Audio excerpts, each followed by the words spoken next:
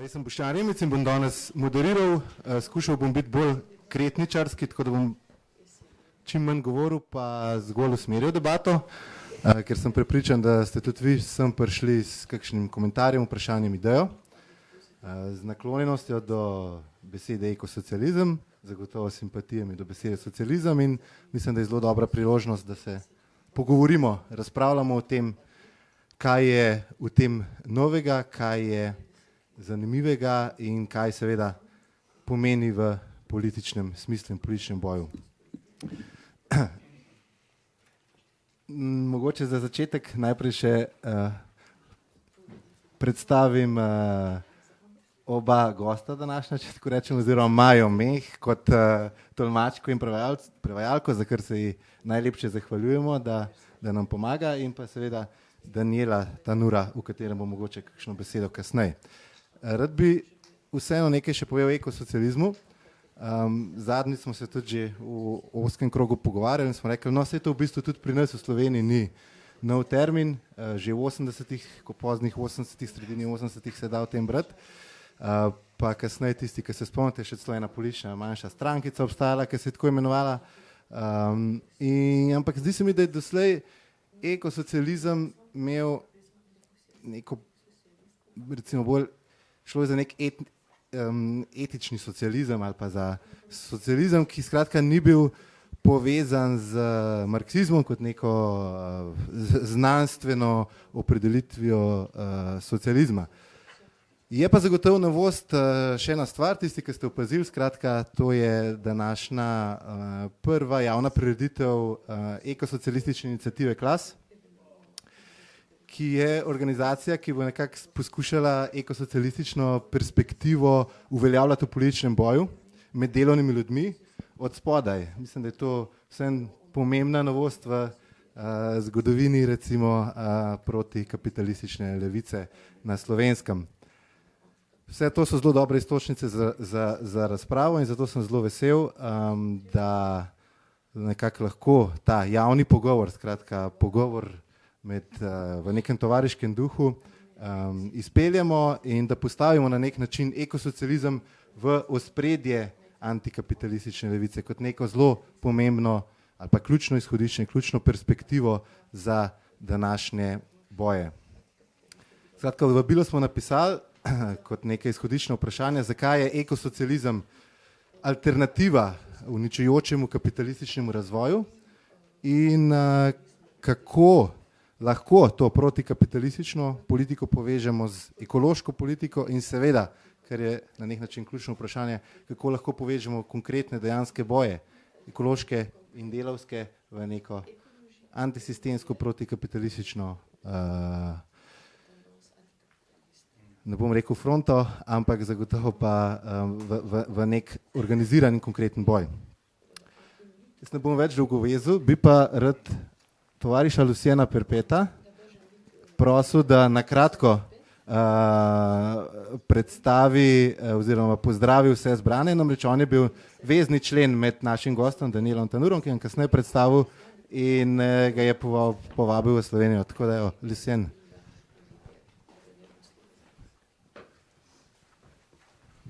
Thank you.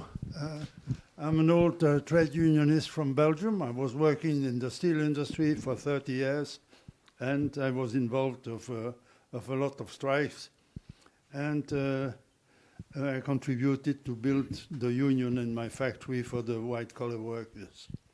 So I'm a resident in Slovenia for many years. I had the opportunity to be in connection with the unionists in ZSSR and also in the Union of Branimir Štukelj.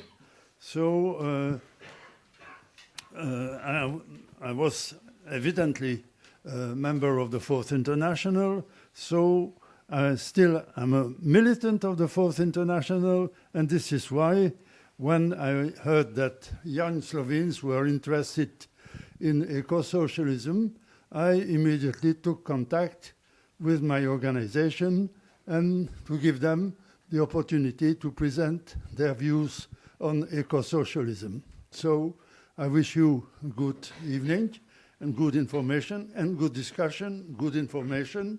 Thank you very much, and Long live socialism.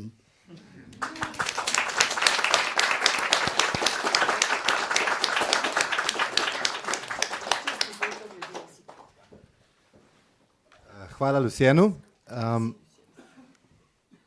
Napovedali smo, da bo današnja razprava potekala v francoščini in s tolmačenjem, ampak potem smo se z gostom spoznali in smo ugotovili, da je prišlo do komunikacijskega šuma, da povsem dobro oziroma odlično govori angleško in smo si rekli, zakaj pa bi zgubljali čas na nek način, tolmačenje pač vzame svoj čas in poskusimo seveda v angleščini, tej imperialistični lingvi franki, ampak če bo pa kdo želel vprašati v slovenščini, imamo seveda Majo, ki že zdaj odlično tolmači, tako da nekako je seveda to možnost. Mislim pa, da upam, da pravilno sklepam, da razumevanje angleščine, da imamo toliko nekako že v ušesu, prostovoljno ali ne, da spremlja debato angleščino nikomor ni prezahtevno. Če se pa slučajno motim, pa tudi upozorite, pa bomo probali najti kakšno rešitev.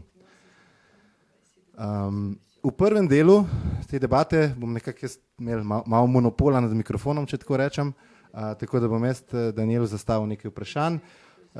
Zelo kmalu pa seveda odpremo razpravo za vaše vprašanja, komentarje, predloge. Skratka, mikrofon oziroma možnost govora bo vaša. Bi vas samo prosil, da nekako z dvigom roke zaradi nekega osnovnega reda vseeno nakažete, da bi radi govorili in bomo nekako poskušali seveda upoštevati tudi ta načela, da kdor še ni govoril, ima prednost pred tistim, ki ni in tako naprej, da bo debata čim bolj dinamična. Seveda. Kot me že uveljavljeni nevladnik upozoril, bi vas prosil za še eno stvar. Skratka, nimamo nobenega sponzora, niti ga ne želimo, razen, bom rekel, podpore tudi finančnih delovnih ljudi in podpornikov, ampak bi pa radi, da na tole listo, ki bo zaokrožila, pač pustite svoje podatke, zgolj zato, da ostanemo nekako v stiku. No, to je smisel, tako da če ne želite, lahko tudi označite na koncu, da pač ne, ampak vseeno bi prosil, no, da opravite to nalogico, tako da tole bom kar prosil, pa če zaokroži. Mislim, da sem vsa glavna, bom rekel, glavne administrativne stvari pokril, tako da predlagam, da seveda se zdaj lotimo tistega, zaradi česar smo vsi prišli, vprašanje ekosocializma in debate o ekosocializmu. In še enkrat bi z veseljem pozdravil Daniela Tanura, ki je agronom in ekosocialist. Tiste, ki ste kaj iskali na spletu, ste našli ogromno njegovih člankov, v katerih analizira različne vidike odnosa med kapitalizmom in okoljsko krizo, splošno rečeno. Je pa seveda tudi avtor večjih knjig, navedemo samo 3, da ne nazadnje tudi prek tega vidite, katera so področja, s katerimi se ukvarja.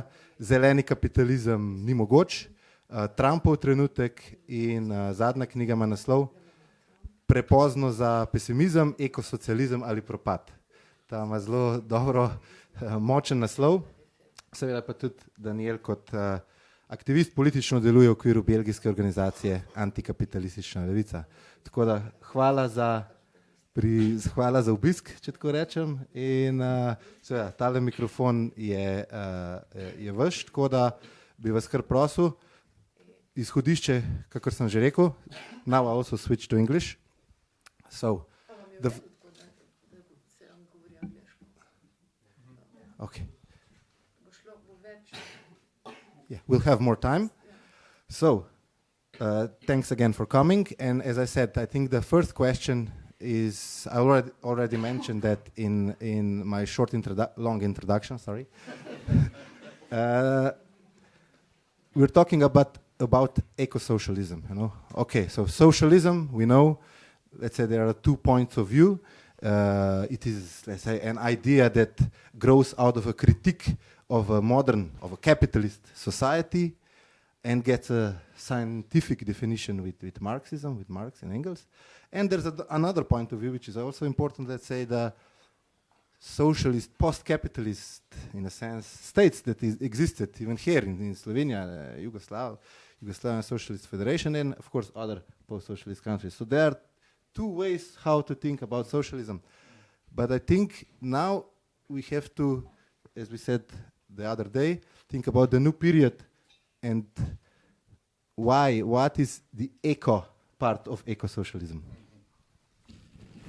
Okay, but first of all, thank you for the invitation, and thank you to you all for being present. I'll do my best to answer your questions in English.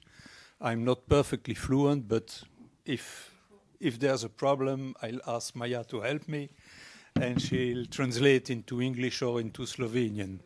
Yeah. So I'd like to thank my friend Lucien, who was the intermediate between you and me in Belgium. So it won't be a scoop if I tell you that eco-socialism is a kind of socialism, of course. It's to say it's the idea, the project of a society alternative to capitalism, producing use values instead of exchange values. It's to say producing utilities to satisfy the real needs of the people instead of satisfying the profit of the capitalist owning the means of production. This is the basic definition of a democratic socialism. So you might ask, what is the difference between eco-socialism and the classical definition of socialism? The difference is in the eco instead, indeed, and it's a very important definition, because if you read classical writings of Marxism about socialism, communism, and so on, for instance, if you take the Communist Manifesto written by Marx and Engels, you'll find a sentence in this very basic, important document, a sentence saying that the working class will take the power to develop quantitatively the forces, the productive forces of the society. And Friedrich Engels later even wrote that socialism could develop infinitely the productive forces of the society. And this document, especially the Communist Manifesto, had a very deep and large influence in the global communist movement, in the workers' movement. And this influence is responsible for the fact that a productivist interpretation of anti-capitalism has been dominant in all the last century, and even today in the workers' movement and in the radical left or the communist movement. It must be said that Marx himself a bit changed his meaning about the paradigm of emancipation of the humanity, of the humankind. Later, after the year 60, 65, one could say that his first paradigm of emancipation, the paradigm expressed in the Communist Manifesto, was the idea of the liberation of the productive forces and their development, the quantitative aspect of the emancipation. But later he adopted another paradigm for emancipation. It's explicitly stated in the third book of Capital, where the new paradigm is the rational management of the relations between the humankind and the rest of nature, what Marx called the metabolism, a Stoffenwechsel between humanity and the rest of nature. And this is something else, of course. The rational management of this exchange of matter is not a productive definition of another project of society, of another society. It's in germ the idea of eco-socialism. And it's on this germ of eco-socialism that we want to build and to develop this idea. So, to answer your question, eco-socialism is at the same time this project, this concrete utopia for another society, and at the same time it's a strategy for the struggles, because this idea has consequences on the strategy in the struggles, of course. what does it mean concretely? It means that eco-socialists try to systematically unify, link the social demands and the ecological demands. Because it's absolutely necessary today. If you want to satisfy only the social demands, you could worsen the ecological crisis. If you say, for instance, we have to develop massive means of transportation in Africa because the people don't have the right to mobility, and you do that with cars and flights and so on, you worsen the climate crisis because you emit great amounts of carbon dioxide. On the opposite, if you try to solve the ecological crisis without taking into account the social crisis, it will be a failure too. This is what the Greens Party have tried for many decades in Europe, to focus on the environmental crisis and propose solutions to the environmental crisis without taking into account the social conditions, the social inequalities, the fact that the working class is exploited by the capital, and so on. And so they decide to impose a tax on carbon, for instance, and you have a movement like the Yellow Vest in France, which legitimately fights against this measure by the government of Macron. So it's a strategy trying to find demands permitting this unity between ecological ideas of needs and social needs. For instance, in the field of transportation, it's very easy. It's a basic example. Eco-socialists fight against the hegemony of the car, the personal car, and in favor of free public transportation. It's a concrete struggle. So I won't propose you a list of all the demands that one could fight for within the framework of an eco-socialist orientation, but a characteristic of this program is that it begins with very basic demands and it goes until very fundamental demands, which are revolutionary demands. For instance, we pretend it's impossible to solve the climate crisis without socialization of the energy and the finance sector, because these two sectors are responsible of the climate catastrophe and they are deeply entangled. The investments by the fossil industry sector are financed by the banks and the pension funds and so on. So the two are very intertwined. And if we want to solve the crisis, we have to take the energy sector from the hands of the capitalist and from the hands of the finance capital. So that's a bit a first approach. I would like to insist on one precise point, which is also a difference with the classical socialism. Well, it's a specific point, but we think that we should quit a kind of fetishization of the working class within this framework. You know, very often socialists say the working class is the subject of the historical transition to socialism, but actually this is, in our view, this is a very abstract and hollow formula, because who is the working class? Are the women fighting for their rights? Are they part of the working class? Not all. Yes. In my view, they are. The LGBTQ people are fighting for their rights. Are they part of the working class struggle? Yes, they are. But this is not spontaneously the interpretation of the classical socialist or the orthodox Marxist. And I'd like to insist on the role and the importance of the women movement. Why? Because it's a fact that women are on the front line of environmental struggles everywhere, within the working class, by the indigenous people, in the peasant movement, and in the youth. Greta Thunberg is a bit an example of this role.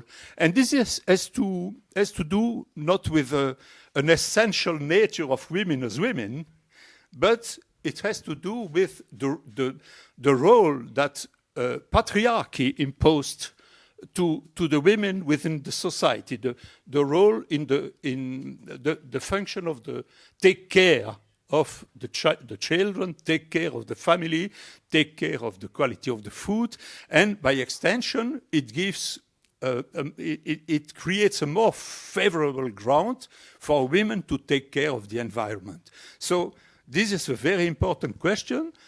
The struggle of specific oppressed categories in the society are not a part of the struggle of the working class and of the eco-socialist struggle. They're at the heart of it.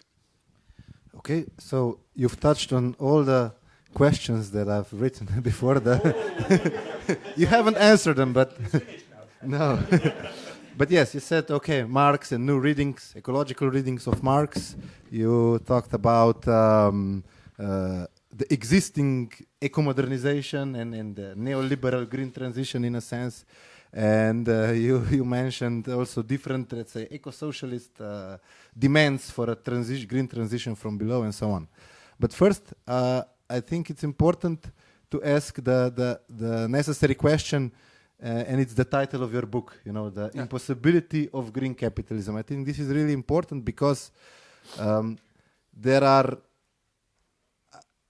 let's say, eco-nihilist capitalists and their political representatives, you know, who say, in French, I'll try in French, okay, après moi la déluge, so burn the earth. Yeah. But I think that there are, especially, you know, on the level of maybe transnational institutions of capital, approaches and attempts to solve, in a sense, the ecological crisis, of course, by modernizing capitalism, by installing green capitalism. And my question to you is, why can't we have green capitalism? Yeah, but you could green capitalism a bit. And that's what the European Commission tries to do.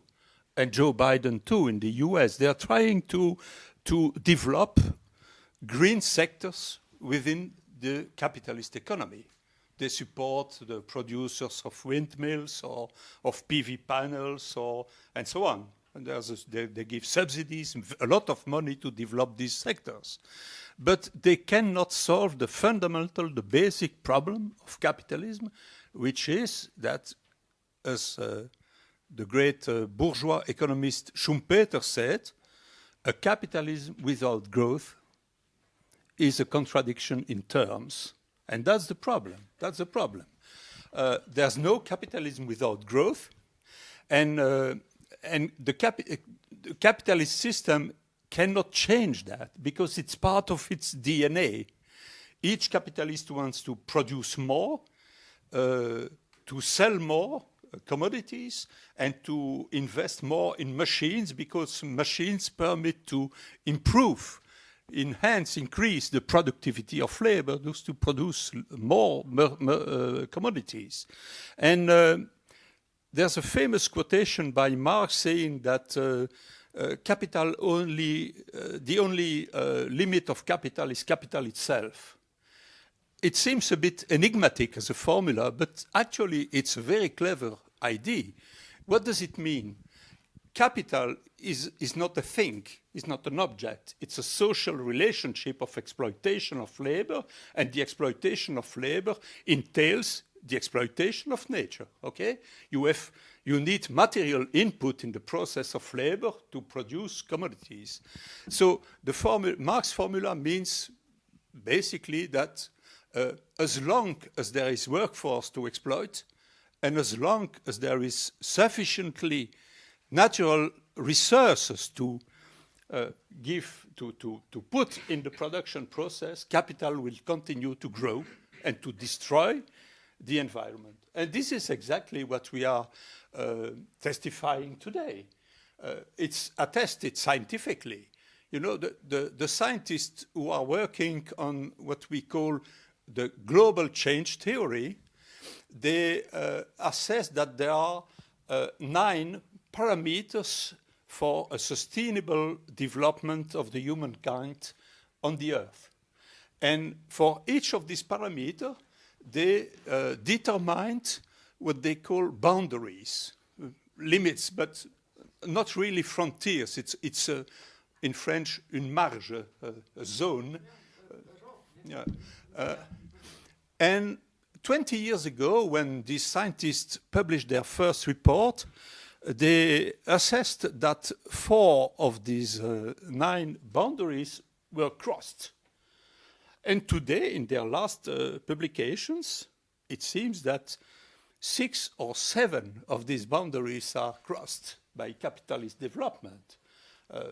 What are they? Climate change, the cycle of carbon, the cycle of nitrogen, land use change, chemical pollution, atmospheric pollution, acidification of the ocean, and so on. So actually, it's not right to say that we're heading towards a catastrophe. The reality is that we are in the catastrophe, and what is at stake, the challenge is to stop the catastrophe and to impeach the catastrophe to evolve into a cataclysm. That's the real challenge that the humankind is facing. And the governments, the political representatives, they know all this. They know, or they should know that. Because if you take climate change, for instance, which is probably the best documented of all these threats we are facing, the reports, the summary of the reports by the IPCC are adopted in common by the scientists who wrote the reports and by the representatives of the different governments, all the governments of the planet. So they're supposed to know, to have a deep knowledge of the expertise of the scientists about climate change. Nevertheless, nothing changed, except the climate, of course. For instance, you know that the CO2 emissions are the main cause for the global warming, not the only one, but the main cause. You know that the main source of CO2 emissions is the burning of fossil fuels. Well, the CO2 emissions coming from the burning from the combustion of fossil fuels continue to increase year after year. And the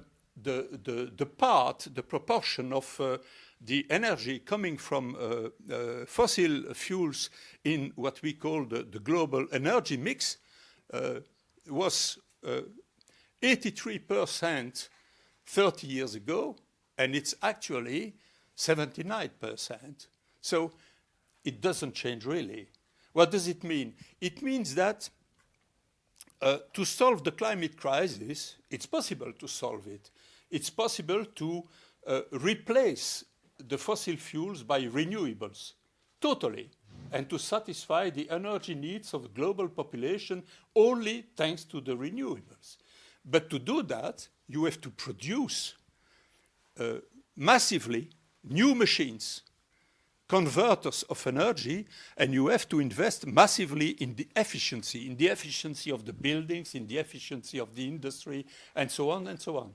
And all these investments ask what? They ask resources, and they ask energy. And this energy, when we speak, is at 79% fossil fuel energy. What does it mean? It means that all things being equal, the transition towards a renewable energy system within a context of capitalist growth would need more fossil energy, which would entail more emissions of CO2. Thus, an acceleration of the climate change. And this brings us probably to our next point in the discussion, which is degrowth. The only issue from this towards this, relative to this challenge, is to produce less, to transport less, and to decide collectively and democratically what we need to be produced and what we need to have transported. This is the only solution. And capitalists cannot do that because capitalism without growth is a contradiction in terms. I will just add a little information. The International Energy Agency publishes a report every year, and they say they're quite optimistic, about renewables. What's the surge of the renewables? China built a lot of productive capacities for solar panels and so on, blah blah blah. But the problem of this optimism, it's not optimism. It's let's say forced optimism. But the problem is that all the new energy from renewables just covers the demand that is being, developed by the capitalist accumulation of capital. Yeah, that's so true. it just, nothing really changes, as you said, from 81 to 79 or something like that, like 3%. 83 from 83 to 79% of the global energy mix. But the comes from absolute fossil fuels. level of energy need, and it is quite correlated to, let's say, accumulation of capital. If we measure it by, let's say, GDP, we see when there is a crisis, Slovenia is a great example, when the growth stops, the emissions fall, the energy consumption fall, and so on. So there is even empirically you can see this linkage between energy use is really strong. What you say there is really important. I should have mentioned it. It means that the renewables, there are massive investments in the renewables at the moment, especially in the power sector, but the main part of this investment do not replace the fossil fuels. They add to the fossil fuel capacity. They partially begin to replace it, but it's really marginal. So these are, let's say, the objective limits of attempts of ecological modernization of capitalism by capitalists itself or by the capitalist state. But now, in the last couple of years, I think, especially in Europe, we are beginning to see also social limits to this kind of green transition from above. Probably you have all seen in the news how German farmers are marching because they got their subsidies lowered, and there was the Dutch farmers a couple of years before. But even, let's say, organized labor, the trade unions, some of them, let's say in Italy, they were quite dissatisfied when European Commission or European institutions voted for to stop selling cars with internal combustion engines by 2035. So there was this, they stepped into the position of the national capital, to say. So these are now we're seeing, we are already seeing, the social limits to this kind of, that you mentioned in the beginning. And I think this is very important because I think it's very paradoxical or contradictory. There is this need for even green transition from above is better than nothing, because otherwise cataclysm is decades from now. But now we see that the forces that should be, the progressive subjects of historical, progress are, in a sense, at least here, stopping this. But also, I don't think it's only one-sided, because they're stopping neoliberal attack on their, life, on their standards of living, on something that they have felt for last 30 or more years, not only in economic sense but also in political. Today, with what you vote for, in 3 days, it means nothing for which party you vote. Probably they will do something that their or the capitalist interest forces them to do, the politicians. So here you see, it's a quite paradoxical situation as I see it. Do you think that, in a sense, are these reactionary revolts against eco-modernization, or do they have the potential to be politically progressive or even revolutionary? I don't really think so. I think there's a threat of eco-fascism today developing in Europe and also in the US. And where does it come from? It comes from the double failure of the green capitalist policies. Why do I say it's a double failure? Because it's a failure on the ecological level. It doesn't succeed. Climate change continues to increase. The emissions continue to grow, and so on and so on. The biodiversity continues to grow, and so on. And on the other hand, on the social level, it's unjust, unfair. Because these are neoliberal policies. They increase the inequalities in the society. And facing this double failure, there's a real threat that to parts of the working class and of the popular classes reject even the scientific diagnosis on the seriousness of the ecological crisis. That's what you see in the US with Trump and its negationist attitude toward climate change, but also in the far right in Europe. They're more careful, but not all of them are careful. Wilders in the Netherlands is a negationist of the climate change. The Rassemblement National of Marine Le Pen in France is more careful, but they could change and radicalize their point of view because they're fundamentally, basically, they're negationists of the threat.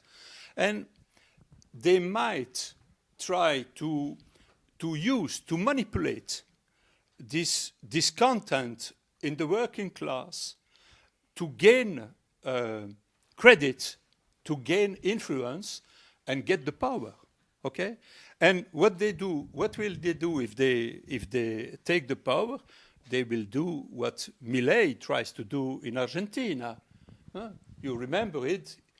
He campaigned against the caste, the privileges of the caste with his tronçonneuse. How do you say that? Yeah.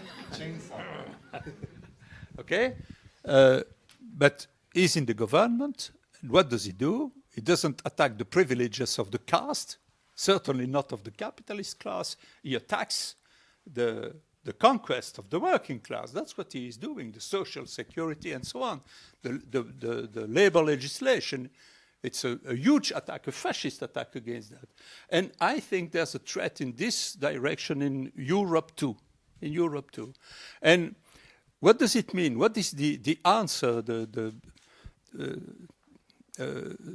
relative of this threat? The only possible answer is an eco-socialist alternative, an eco-socialist policy, eco-socialist demands permitting to join, to unify social struggles and ecological struggles.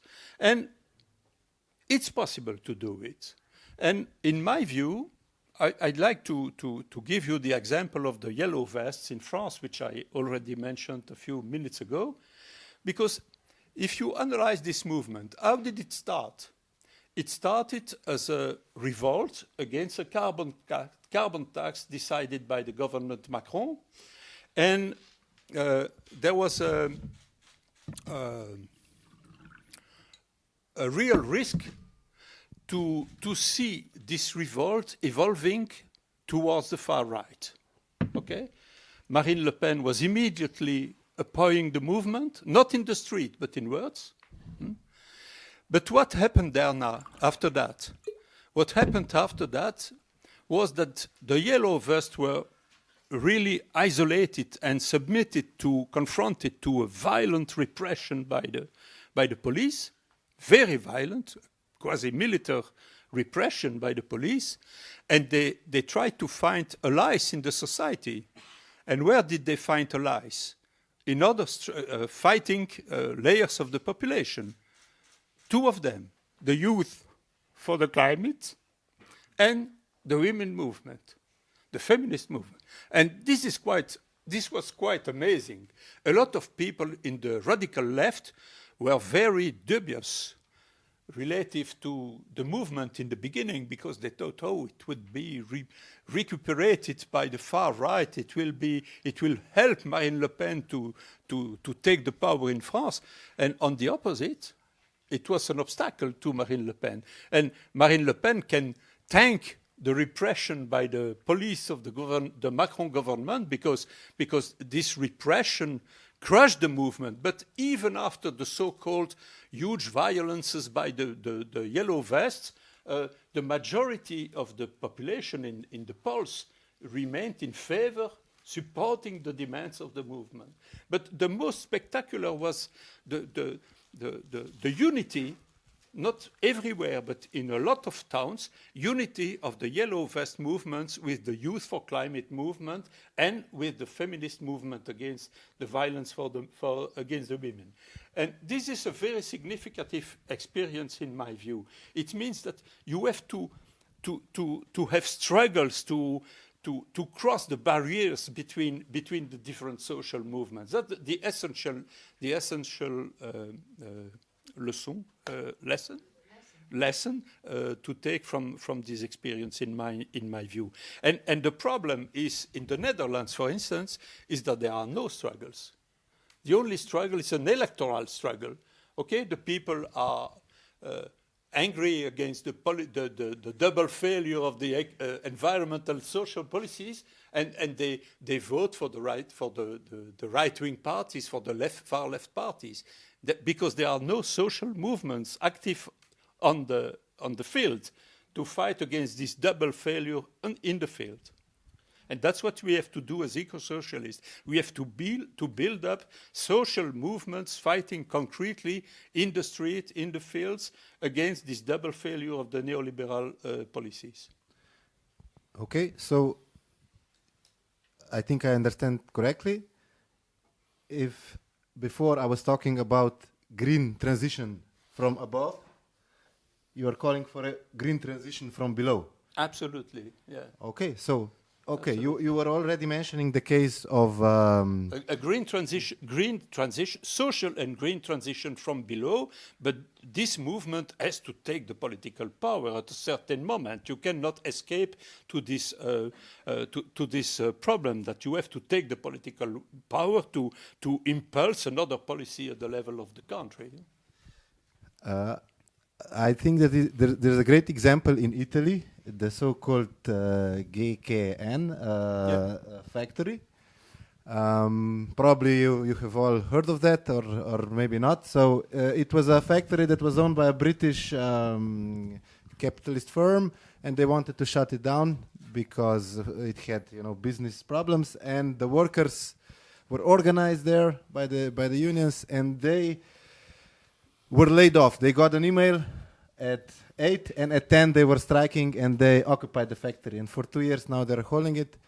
It's interesting that the owners didn't do much, because the state also didn't do much. They were really organized. And what was the main lever on how they could keep on to that occupation? It was also, as you said, the alliances or the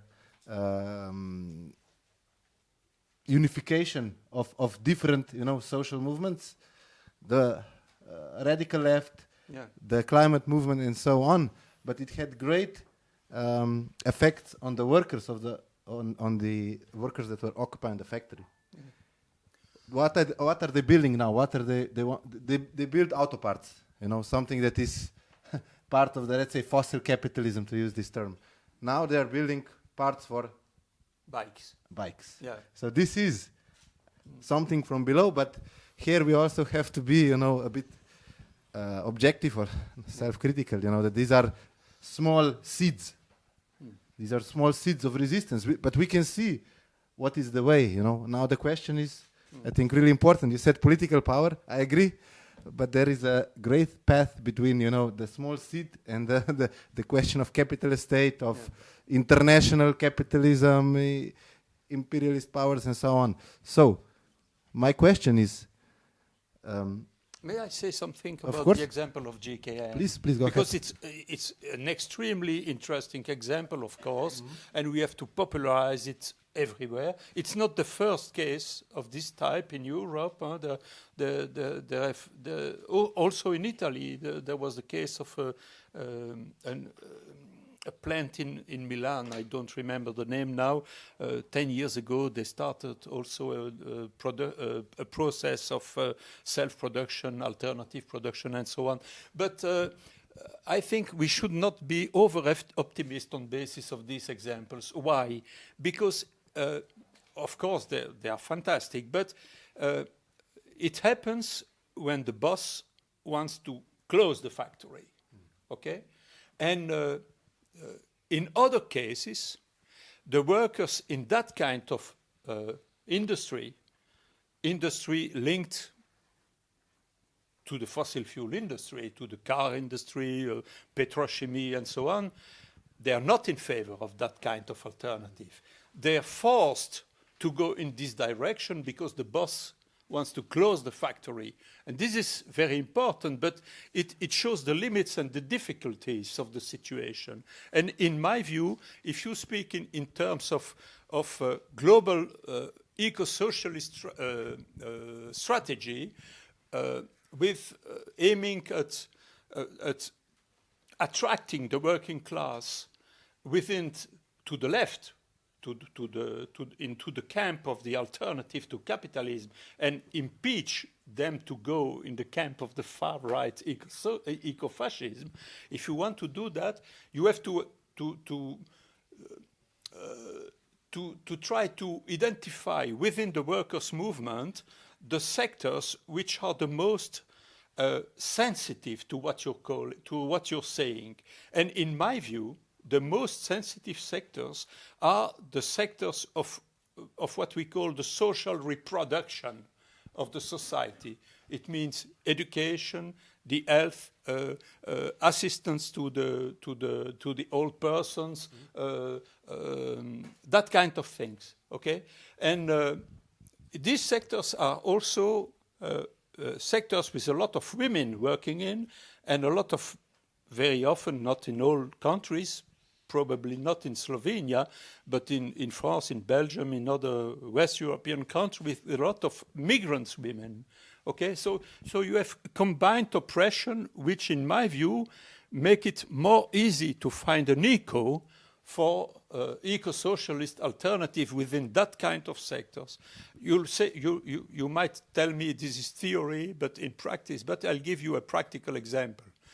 12 years ago, I was in Germany, participating a camp in Rhenanie-Westphalen, Rhineland-Westphalen, against the brown coal mines. You know, they have these giant mines of brown coal. It's an ecological disaster.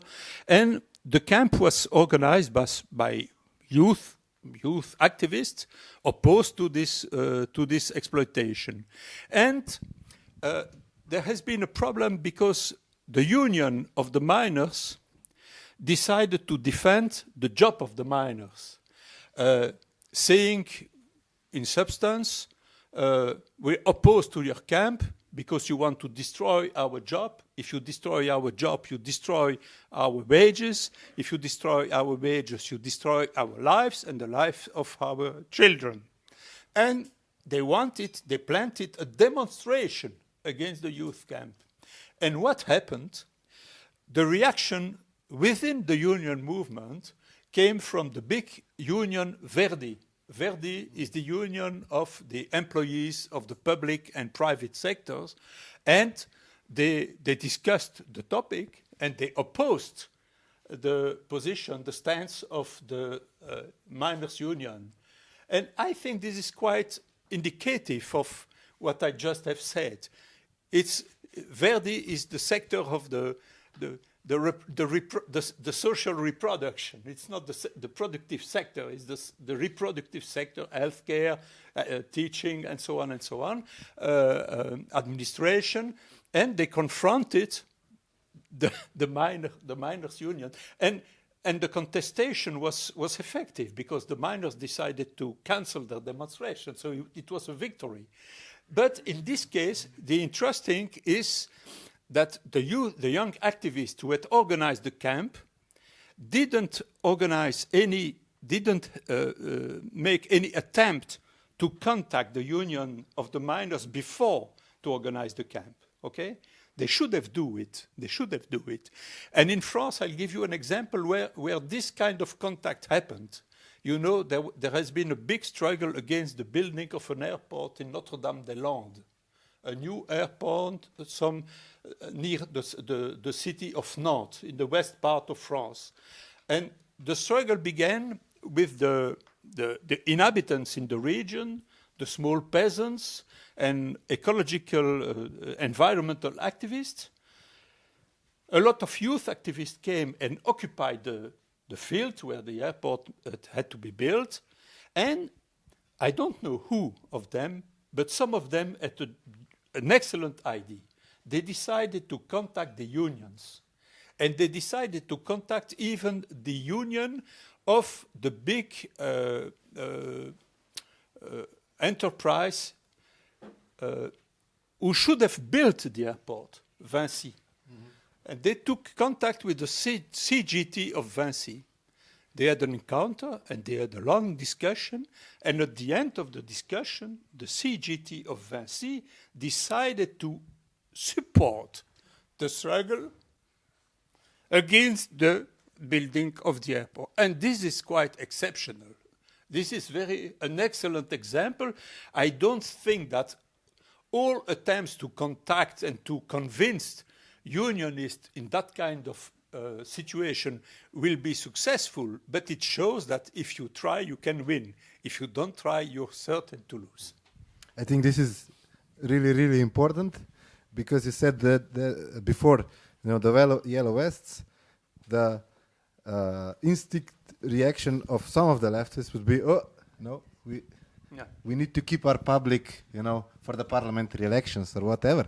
But yes, I think even there's a lot of politics in the union organization still. You know, it's not solidified. It's a question of politics on that level. You know, and only from there, I think we can think about building an eco-socialist, green and social transition from below. Only from that point of view, I think this is really important. How to think about our engagement into, you know, the real life and the class struggle.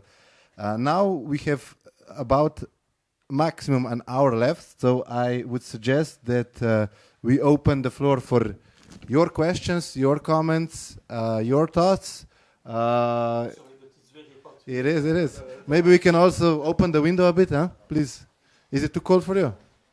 Only for 2 minutes. So you see, this is the hot earth effect in a micro environment. There's too much CO2. Okay, so as I said, just please, we have a microphone also. So just raise your hand and,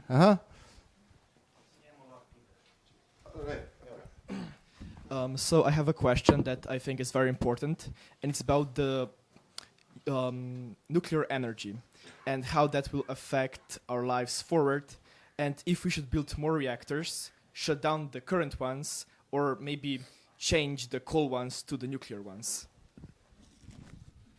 Do I answer immediately? Let's continue on this. You know. I think eco-socialists should absolutely oppose nuclear energy. From a scientific point of view, nuclear energy is not an alternative to the fossil fuels.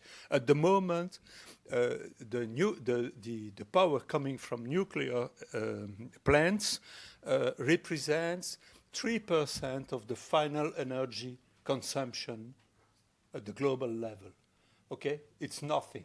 If you wanted to develop it substantially, you should build one new nuclear plant each week at the global level, which is totally unrealistic, not taking into account the threats and the risks inherent to the nuclear energy, especially the problem of the waste, nuclear waste, radioactive waste, for which there's absolutely no solution. So yes, we should oppose all new plants. We should fight for to close the existing plants, but this problem stresses the importance of a planning, of a planification, because you cannot decide to close at the same moment the coal plants and the power plants. How do you provide the necessary power to the people? So you really need a planification to organize it systematically, combined with a reduction in the consumption of energy, a just reduction in function of the purchase power of the different parts, the different classes of the society, and taking into account the development of the investments in energy efficiency and in renewable energy. Okay, I have the privilege of holding the microphone, so... Don't abuse of it. Yeah, sorry, there's one more space there. Yeah, so please, if any... Yeah. Is it a short question or Just a response. a response? Oh, okay, let's try to don't have too many, direct responses. Maybe you can, if there will be time. Are there any questions? Sure. Yeah, I would also like to comment a bit because.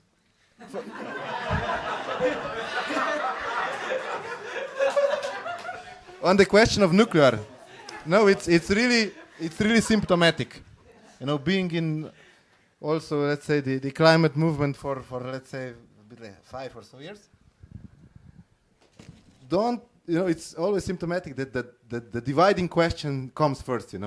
It's a question that it is a bit of in the eco-socialist and also broader movement. The question of nuclear, it is something that is not there's not a big consensus on it, and I think that analyzing what is from a, let's say, position of the working class or from the position of nature degradation, it is very tactically dumb, to fight around a question that, of course, it's not unimportant, I wouldn't say, but it's not crucial for political or even for ecological. As Daniel said, it's 3% on global scale, But there seems to be struggles, infighting around nuclear. It's crazy. Like somebody gets paid to do it in the eco-socialist movement. Probably not, but some people are so eager to do it. I think there's one important thing when we think about socialization and democratization of the productive forces, which is really important. It's not only, let's say, productive force Marxism, but relations of production Marxism. A nuclear power plant is very specific. It's something, that it is always has to be a state bureaucracy or whatever controls that. You cannot democratize it. But on the other hand, you have renewables. You can have energy communities, cooperatives. This is already, it's a big movement. People own their means of production.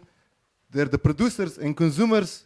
At the same time, they democratically manage it. If this is not a good example of a micro level, let's say, socialist mode of production. So there is a big potential in renewables, and we see that the forces of capital are the ones that are more aggressive, for building nuclear.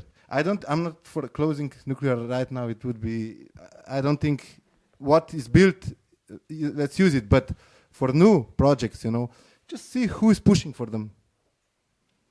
In Slovenia, in the coalition agreement, they wrote, we can only have power plant built by our friends. So the US and the French firms. So, and the political parties that are most in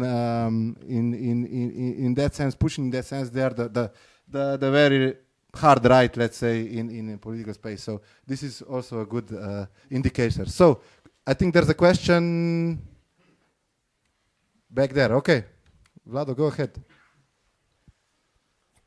Hello. Yes, my question is related also to the nuclear energy. But it's a more it's a question of what should a more generalized stance of eco-socialist forces towards nuclear energy should be. How does the fission of uranium fit into this, what you mentioned earlier, the rational management of matter between humans and nature? I mean, okay, so Boštjan pointed out the democratic deficit of the use of nuclear energy, which is only produced in huge centralized blocks and cannot be democratized. There's another argument against it, that simply we cannot develop enough nuclear energy to satisfy all the needs. But still, among socialists, there is this sentiment that, yes, everything is true, but once we take power, you know, then we will use nuclear energy to build socialism, etc. I think there's no socialist nuclear energy.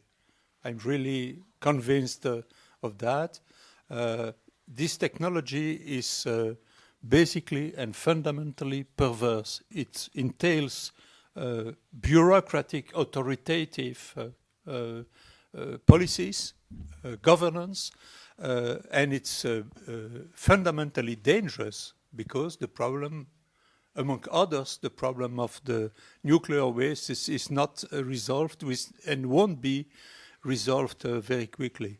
According to the fission, the nuclear fission, well, the sun makes that very, very well. And the sun recycles its own waste in the process of fission. And it does that very far of us. It's very safe. Let's use that. This energy is free to use. It comes to the earth, and it's perfectly sufficient to satisfy all human needs of energy on earth today. Perfectly sufficient. We don't need new science fiction technologies to solve our problems. We have enough knowledge, we have enough technologies to solve them immediately without making, en français, des plans sur la planète, comment est-ce qu'on futurist plans, without futurist plans. If I would advise you to visit in the southeast of France the plant of Cadarache, where an international consortium of governments is preparing the fission, the nuclear fission. It's a military territory. Nobody can access this. Nobody knows what's happening there. It's a very vast territory, forbidden to everybody. And in the best case, the nuclear fission would be efficient within 60 years. Too late to solve the climate crisis. So we should not follow this track. Okay. Any questions? I think one of my main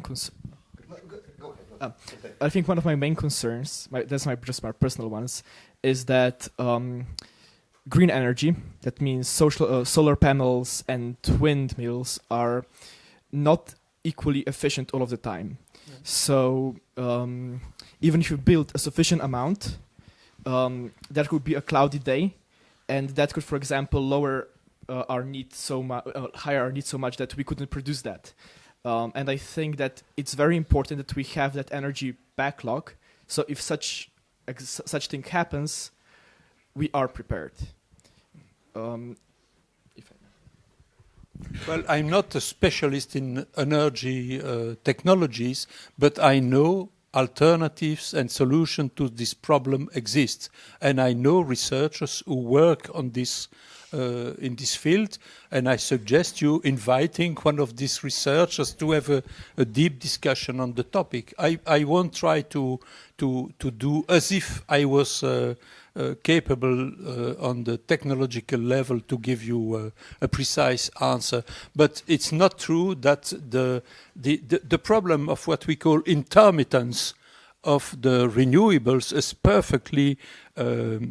can perfectly be solved using different types of renewables technologies in different regions on the same continent, because when it's cloudy in Slovenia, it's not necessarily cloudy in Germany, and vice versa. And when there's no wind in Germany, it can be that you have wind in Slovenia enough to provide power. And there are possibilities to stock this energy. There are technologies permitting doing that. It's a bit complicated. I'm not an energetician, though I cannot enter into the details, but it's possible. I'm absolutely sure of that. Could you talk a bit more about degrowth in the context of eco-socialism? What would that mean for the working class in global north and for the global south? And also maybe in relation to food security, which I think is a big issue or question lately, also coming from the right wing with different policies of the EU and so on. This is, in my view, the key question eco-socialists have to face today. How to make degrowth popular and desirable, attractive for the popular classes. Because a certain kind of degrowth is absolutely necessary. It's necessary because capitalism went too far in the development of productivism. These boundaries, ecological boundaries, were crossed, so we have to go backward. How to do it? We have to do it in the social justice, of course, and also this is possible because you have to know that the 1% richest people on Earth emit more CO2 than the 50% poor, and the 10% richest people on Earth emit more than 50% of the CO2 globally. So it's possible. The key of the solution of the problem actually is quite simple. Theoretically, it's simple. It's social equality. Less inequalities on Earth. Radically less inequalities. And there are some scientists in a country very near of here, in Switzerland, for instance. There are scientists working and making researches on this topic, how to combine a tax policy to reduce the wealth of the rich with a social policy of the public services aiming at satisfying the real needs of the poor, and in a context of stabilization of the climate. And it's not only a question of north-south relationship. Of course, there's a north-south aspect, because when we say that the 1% richest on the planet emit more than the 50%, we know that a lot of these very rich people live in the developed countries. But it's changing. And in the last studies, on the last researches on this topic, it appears that inequality within the countries is now more important relative to its climate impact than inequality between rich and poor countries. It means that also in the North country, we have to develop an eco-socialist policy explaining and providing guarantees to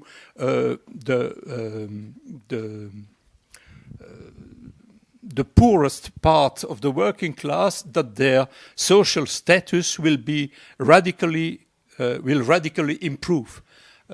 If you see what I mean. What could I add but well, yes, I'll add something.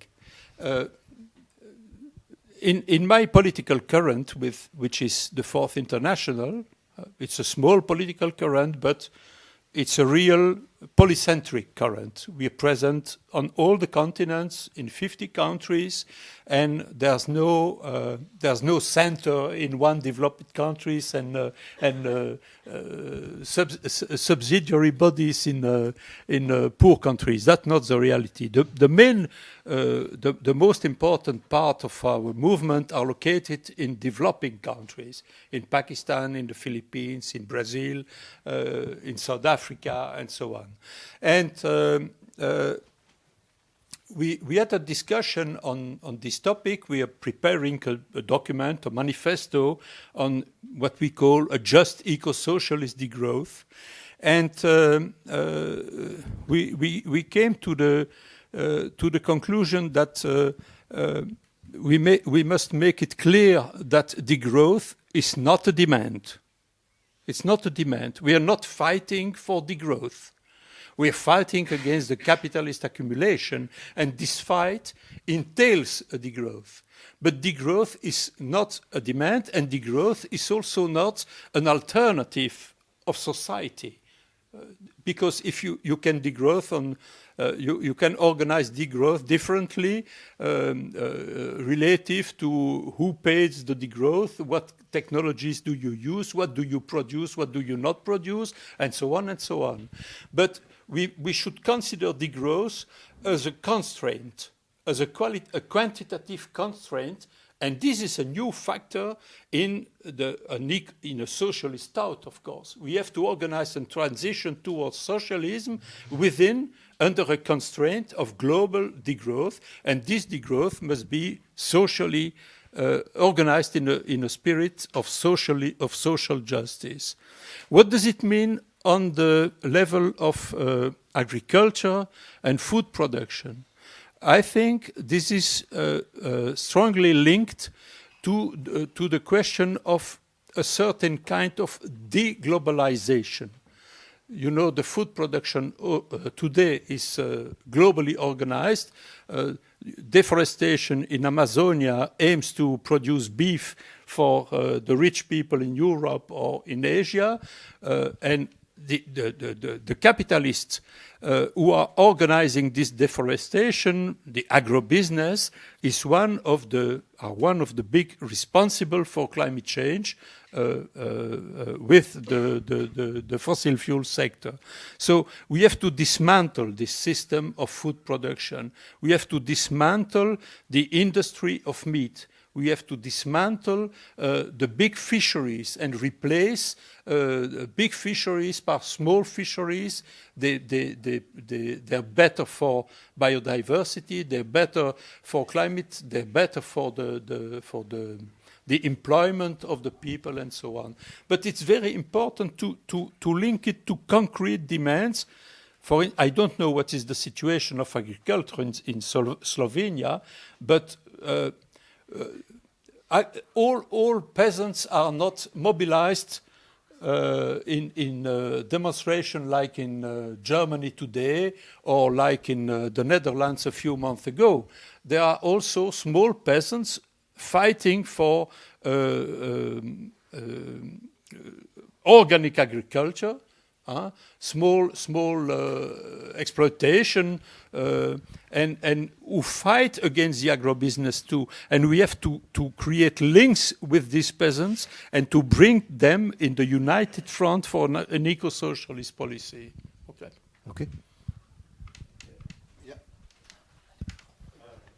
First, I think, Timotej, kar izvoli, potem pa vidva, okay? Okay, so this is like a double-sided question. Like on one side, also the I'm not a technical person, he's a technical person, and this is partially his question, partially mine. So renewables, they require some minerals like what, cobalt, I don't know, which production and extraction of them requires also like causes environmental degradation, which is still inside.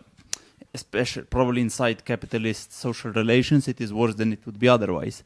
Plus, it is also often all of these minerals are found in like peripheral countries, and it is also connected to the question of imperialism. So, how to approach that? How to like during this transition period, for example, how to solve this issue? Okay, that's it, I guess. Okay, this is also a very vast question. You mentioned the term imperialism, and in my view, we should characterize the neoliberal green capitalist policy as an imperialism, a green imperialism too. There are a lot of examples of that. The use of the carbon sinks, the appropriation of the land and of the forest in, among others, in Africa by big factories or big enterprises, fossil industries in the north, and so on and so on. So that's the problem. But the question of extractivism is a very acute question in the countries of the so-called global south.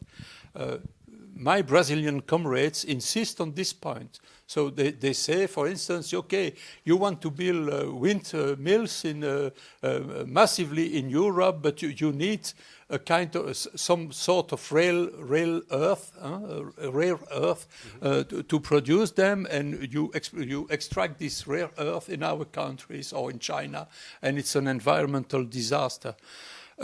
I don't know how what should be the solution to this dilemma. I just could say in very general terms that, like a famous philosopher said, there's no safe issue in a very dangerous solution. Okay? So there's no ideal solution without any inconvenience. So we have to choose for the less evil. And the less evil is to opt for the renewable, but to limit the ecological impact of extractivism, extraction of the rare earth. You have to have a degrowth, a global degrowth in the production. Okay, but I'd like to give you an example of this green imperialism because I think it's a very important topic.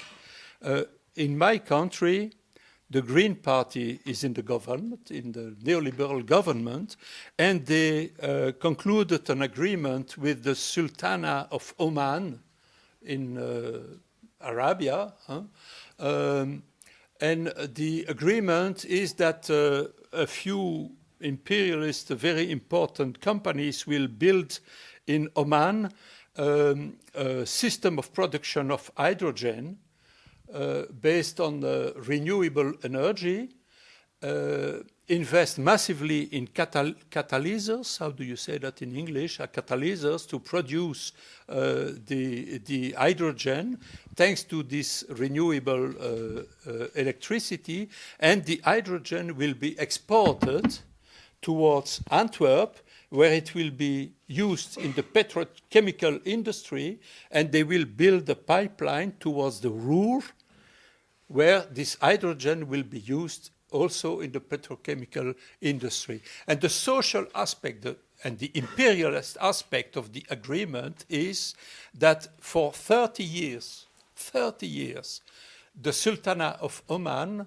guarantees that the imperialist companies can repatriate 100% of their profit, their benefit in the North countries, and that they won't be taxed for their activities, and their activities will be located in a new free zone, a free economic zone, which will be the greatest free zone in Asia, without any social protection for the workers.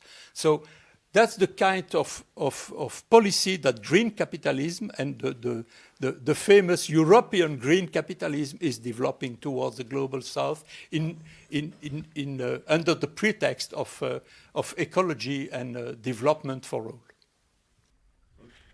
You have said that in the production of nuclear energy, the factories, and in the production of it,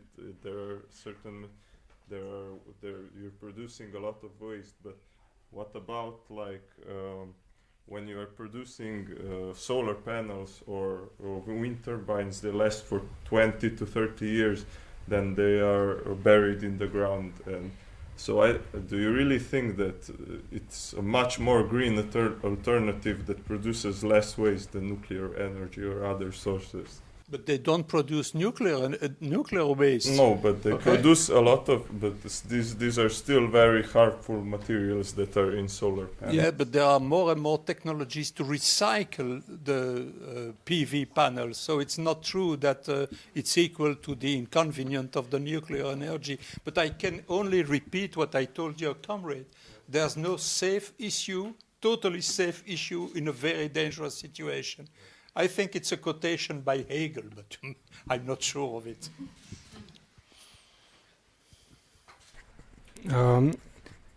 One question, it relates to the discussion about these coal miners and reproductive laborers and how this fight came to be. Because for me, I think one issue here in Europe is that like a lot of these like eco parties are having demands, like we have to have this and that. But it's like it's all a lot about this reduction of like people perceive it as like you can drive less cars, you can have, because I feel like there needs to be this kind of capture of like workers' movement that can first like provide like a train system, like better rails. You have a better life now. You don't have to be in a car 1 hour per day every day, like in traffic, like building like this infrastructure that are for housing that is better for energy. So I think it has to be focused on the workers also that are putting solar panels or some kind to capture these movements, to sell them, okay, maybe we will not have the coal mines, but maybe like we can have this kind of a transition into having like putting solar panels or something. I feel like this, I don't know, focus on the reproductive labor, sometimes it's the problem. The issue is that it cannot provide the solutions, although it's facing the problems. Like they facing, like the healthcare workers are facing problems of having cancer patients, but they cannot themselves like build, I don't know, rails or like some kind of a infrastructure that would support this transition. Yeah, well, this is the problem of the attractiveness of an eco-socialist just degrowth program. We have to work on that. I insist on the importance of the social reproduction from a strategical point of view. That does not mean that all workers should work in the reproductive sectors, of course. There are a lot of things to produce. For instance, we should insulate all the buildings in Europe immediately. We should have a plan to insulate all the building because the emissions from the building sector are about 18% of the CO2 emissions in Europe. It's a huge part of it. And this is not a part of the reproductive sector of the society. It's production. It's building. Okay, but I insist on the importance of the reproductive sector from a strategic point of view, because I think that the workers in this sector will be more sensitive to the idea of an alternative based on the idea of taking care of the society and taking care of the environment and of the relationship between the society and the environment. And actually, I experienced this hypothesis in my work as an activist. I attend animations and formations in the trade union movement in Belgium, and I noticed this difference. But on the question of attractiveness in the global sense, I think we should not forget, we should not be too much on the defensive, because even a degrowth eco-socialist program insisting on the word degrowth can be very attractive. A degrowth program means that we should work much less, for instance, and this can be very attractive for the working class, including in the industrial polluting sectors, where I don't know what is the working time, the legal working time in Slovenia, 38, 40 hours, 40, okay. Within the framework of an eco-socialist alternative, we should aim at 20 hours a week. This is the perfectly possible if we want to satisfy the real needs of the population and not the needs of accumulations of the capitalists. This is possible. And in my view, the question of time is really the key question that can help to build up the attractiveness of the alternative. And this reconquest of time is also necessary from a political point of view, because you cannot have a real democratic socialism if the people don't have the time to decide what they will produce for what needs and with what kind of technologies. You need time to do that. Ok, zdaj ura malo čez 7, načeloma imamo še zagotovo 15-20 minut časa, zdaj vidim, da zraka nam ni zmanjkalo, tako da najkasneje nekako pol pa zaključujemo. Pa super za še vprašanje, tako da bi prosil, če mikrofon tjale v kot, pa potem je bila še ena roka. Ja. 1, 2. Ima še kdo kakšno misel za podeliti? Kakšen predlog? Ok, kar izvoli. So I think like the bourgeois is like really strong on the propaganda part, and I believe that especially this green propaganda that is forced to us like every day throughout. Ne slišimo te, veš? Ali pa ustani, pa ali pa nam... So I think that the bourgeois propaganda is like really strong. It doesn't work. I am. Okay. Sorry. The bourgeois propaganda is like really strong, especially the green propaganda. And I believe that many of us wouldn't be here if we would listen to that. So I want to ask, how should we combat this as like young people especially?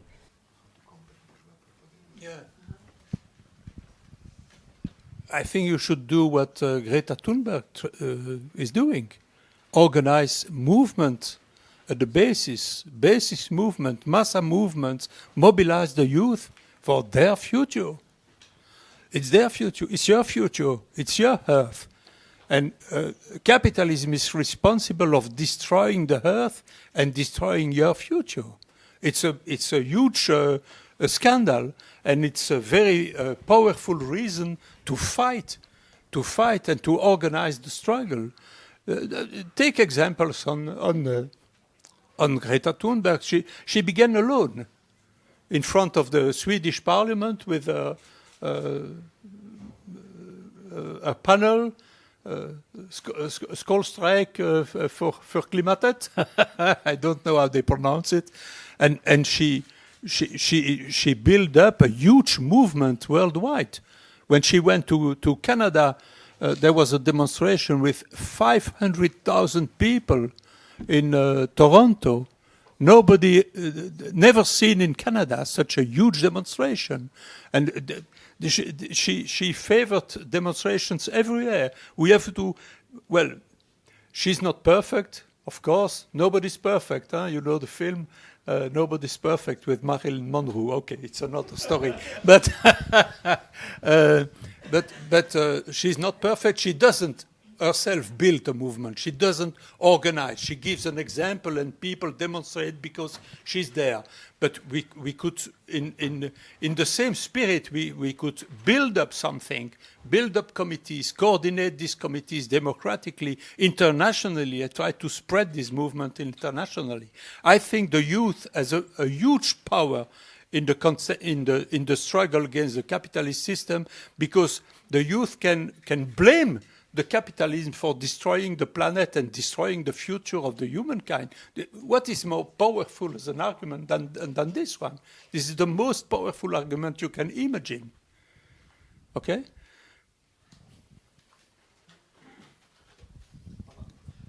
Could you elaborate more on the idea of stopping the fetishization of the working class?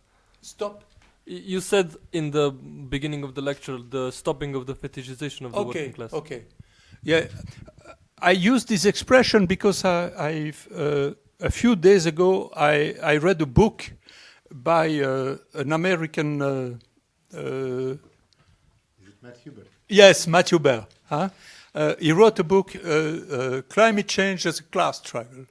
And, well, I basically agree with this idea that capitalism is responsible for the climate crisis, okay, and I agree with him that the solution is a socialist society, and I basically agree with the idea that the struggle for a socialist society is basically the struggle of the working class. Okay, but this is the ABC of the alphabet. The problem is the rest of the alphabet. How do you do that? And the fetishization of the working class is the idea that the working class is an object, you know.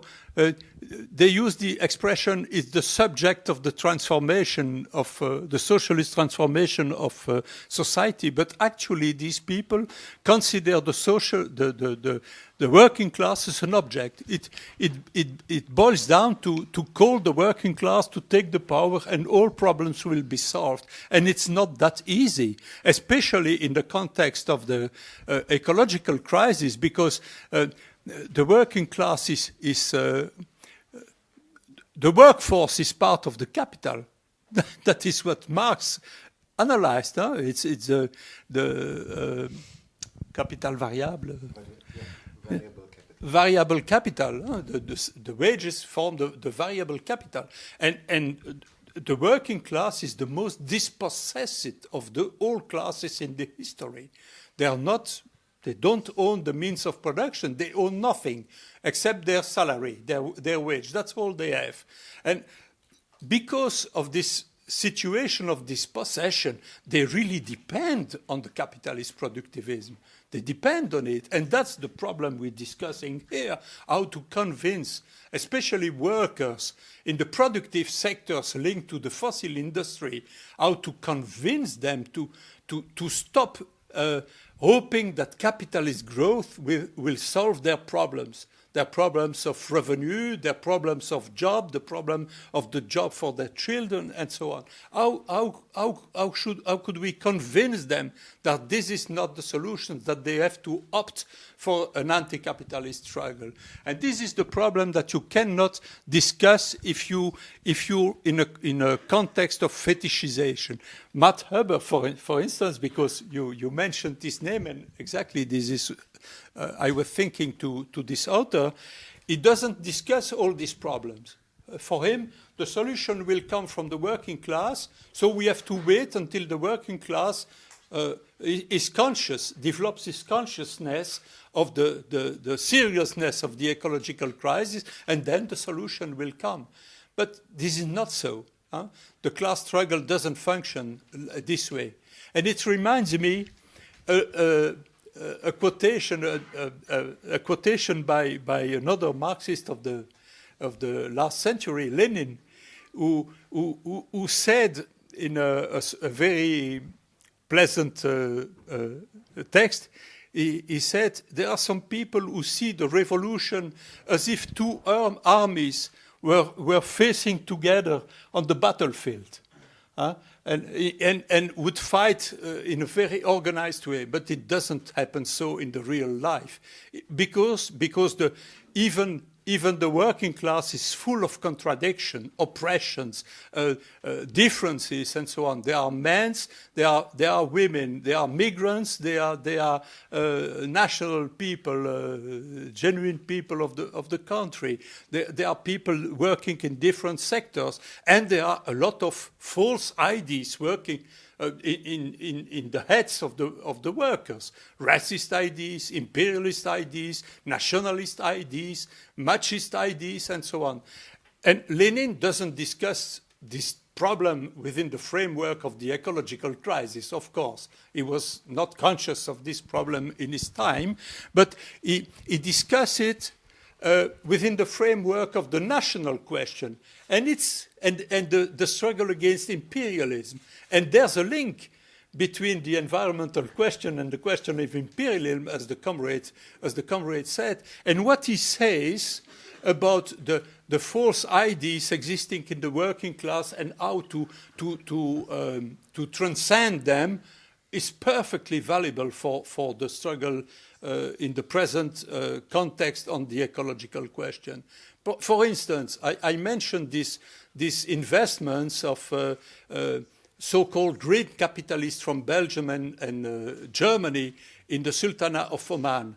The union of the petrochemical factories in Belgium and Germany, they support this policy, of course, in name of their job and their wages. This is the kind of false ideas existing in the working class. How do you fight against these false ideas? Not by organizing conferences like this one. Of course, you have to organize this conference like this one, but by the way of this kind of conference, you can convince, if you're good enough, you can convince 50 people, 100 people, 200 people. There where we have to convince millions of people, that's the problem. So it's only through the action, to the struggles, to the convergence of struggle that you convince the people. And the fetishization of the working class doesn't help you to conceive the strategy to build up, to favor this convergence.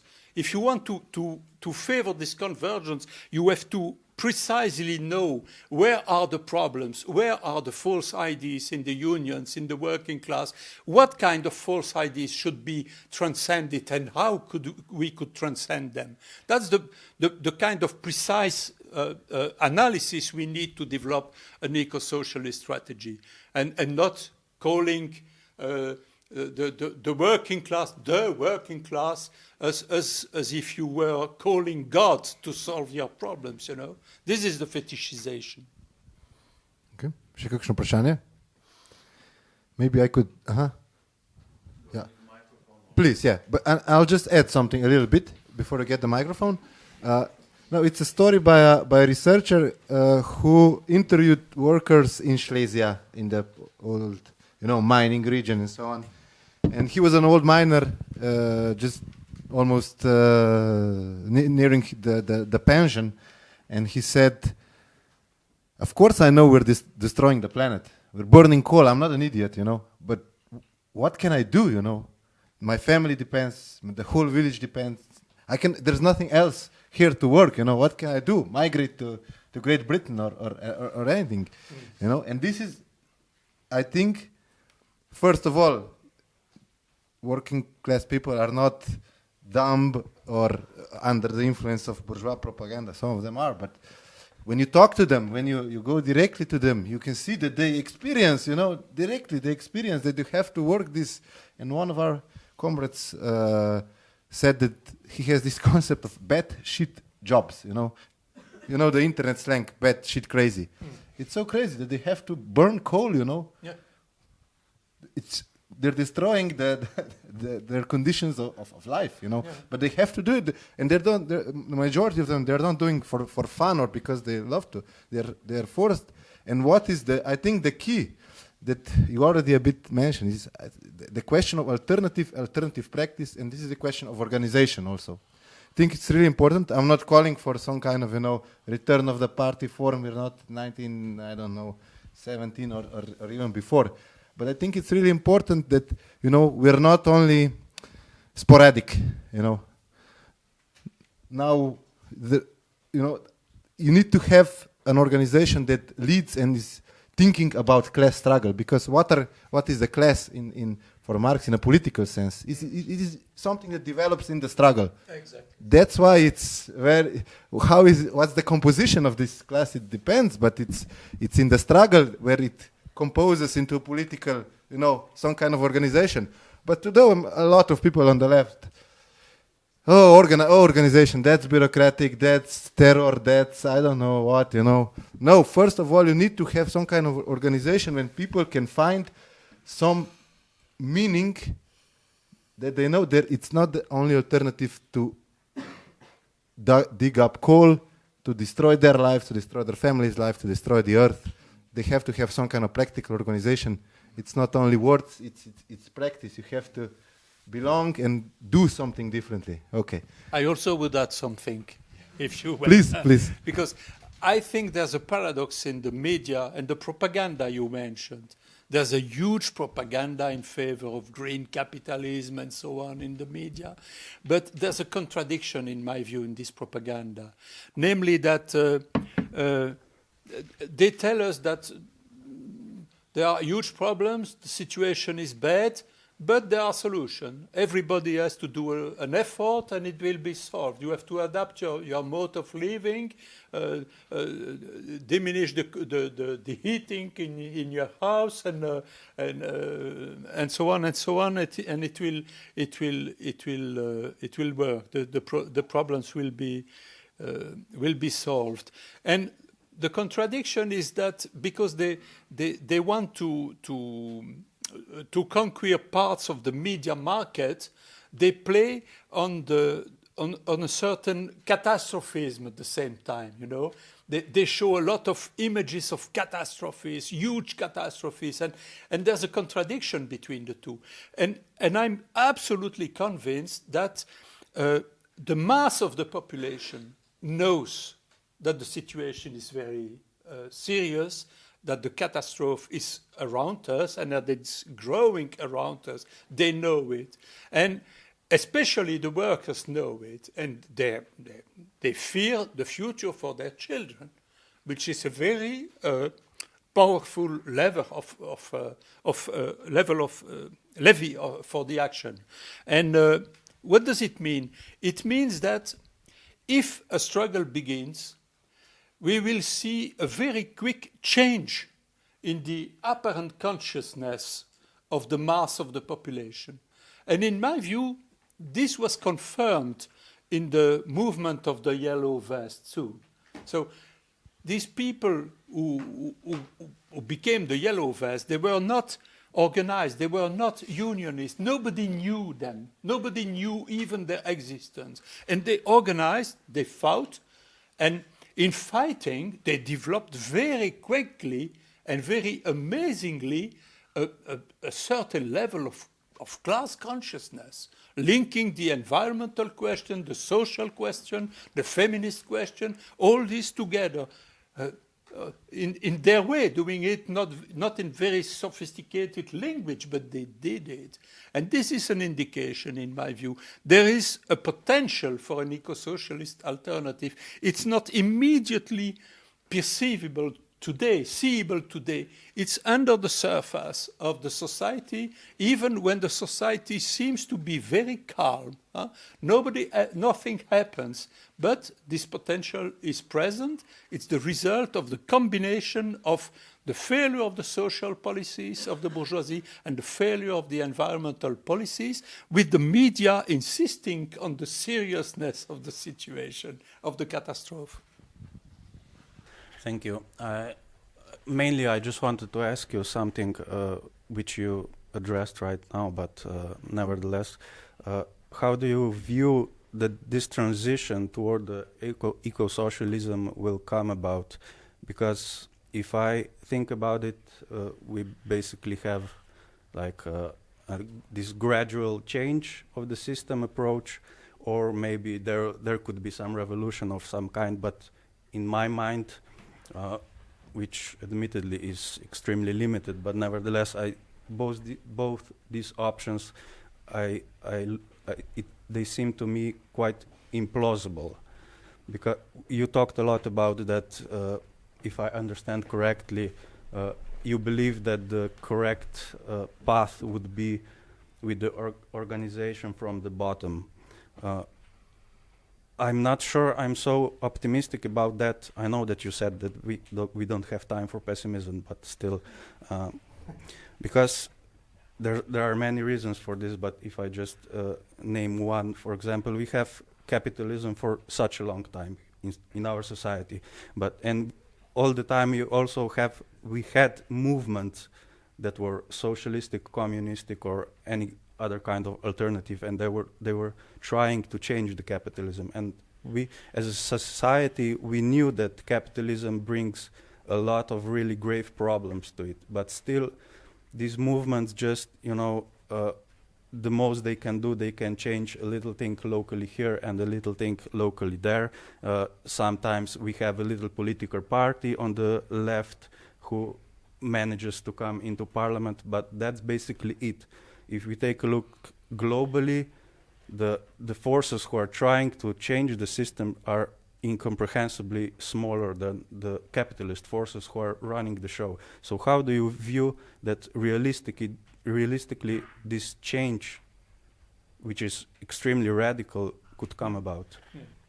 Well, I wrote this book too late for being pessimistic. This does not mean that I'm optimist. Yes, we are laughing, but actually it's dramatic.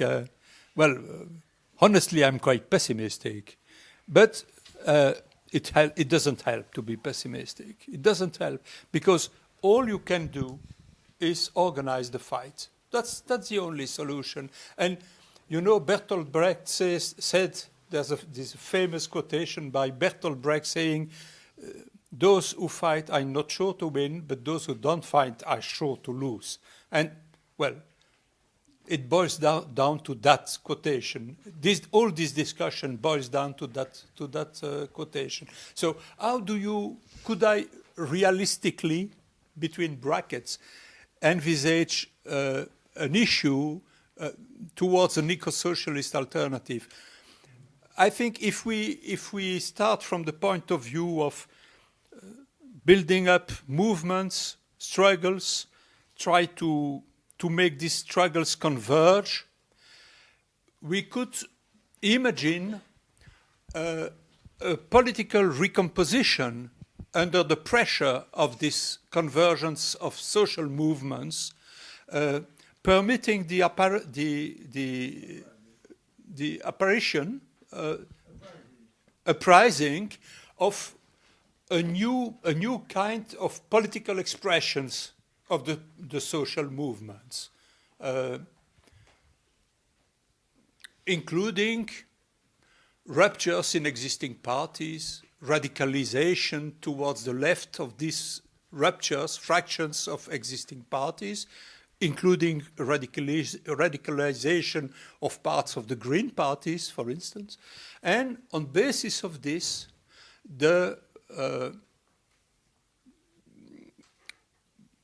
a conquest of the power by the way of elections, for instance, by these new constellations of new recomposition of political forces. And if you have, I know it's a lot of if, but if you have at the same time a stabilization of the convergent social movements continuing the struggle for their demands, and this take of power by this new recomposition of the political landscape, you could imagine, one more if, a movement from below going further than what the new government planned to do. Historically, this is the scheme of June 36 in France, for those who know the social history of Europe. A very difficult situation with the threat of fascism. Fascists were in power in Italy, Nazis were in power in Germany, and an alternative, a Front Populaire, Popular Front government came in power, uniting the Socialist Party, the Communist Party. Well, I just mentioned it because I don't think these parties would form the alternative today, but it was a recomposition of the political landscape, and they came in power on basis of a very moderate program, very moderate, but immediately a general strike occurred, with occupations of the factories, coordination between occupied factories, and a climate of the people wanted to go further. It didn't succeed, but in my view, this is, if you want me the more realistic possibility, I would try to find a kind of solution in this direction. Okay. But I repeat, there are a lot of if in the development, and the first if is the most basic one. We have to organize struggles and new social movements, to coordinate these movements, and by coordinating them, we'll give them a political dimension, of course. If you fight as women or as women for the rights of the women, for instance, it's very important, but it doesn't have a political dimension. The political dimension comes when women unite with unionists, ecologists, for an alternative to the capitalist society. This is a politicization, and this is the importance of coordinating of different social movements, concrete social movements, democratically organized, who are fighting concretely for concrete demands. I don't see any other solution, but I repeat it, I'm not blind on the fact that the present situation is extremely black, sombre, with far right rising everywhere in Europe and elsewhere, but there's no fatality. And if you take the example of June 36 in France, it precisely gives you the example of a very quick return of a political and social situation from the worst to possibly the best. Ni več prilike za vprašanja. Si bom pa vzel še eno minuto, tako da vas prosim, da še ostanete, samo eno minuto, res. Prva stvar, jutri ob 13:30 lahko podprete, se koordinirate, boj v podporo solidarnost s Palestino, s Palestinci, Palestinkami, pred FDV-jem ob 13:30. Druga stvar, mislim, da če lahko še čisto en kratek odgovor, ker se mi zdi pomemben, vprašanje pesimizma. Lenin ni bil človek religije, vse prej kot to, ampak je rekel v revoluciji nek moment čudeža. To je nekje zapisal. Pač ne vidi se nekaj, kar je pred očmi, kar bo. Ampak če vas današnji pogovor ni v ničemer prepričal, pa sem zelo prepričan, da ste prišli že sem z neko idejo, da je zelo lomljiv trenuten položaj, red. Zgrajen je na pesku, bi rekla Roza Luxemburg. Vem, v kakšnih protislovih. Protislovi se zaostrujejo na svetovni ravni, v razrednih odnosih. Ja, mogoče še ni tukaj pred očmi, ampak jih pa že vidimo, jih že lahko analiziramo, se že stvari dogajajo. Seveda pa vprašanje tudi nek subjektivni element, ali smo mi sposobni v to intervenirati, ali pač čakamo, da pride iz temačne strani, če tako rečem, nek odgovor, ker se žal dogaja. Jaz bi se vam zelo rad zahvalil, da ste prišli, spremljajte naše stvari Klasa, pridružite se sindikatu, pridružite se Mladi za podnebno pravičnost, pridružite se Iskri, katerikoli organizaciji, v kateri se lahko vključite tudi v neko politično življenje, to je zelo pomembno. Pridite spet in na koncu v francoščini, merci Daniel. Hvala.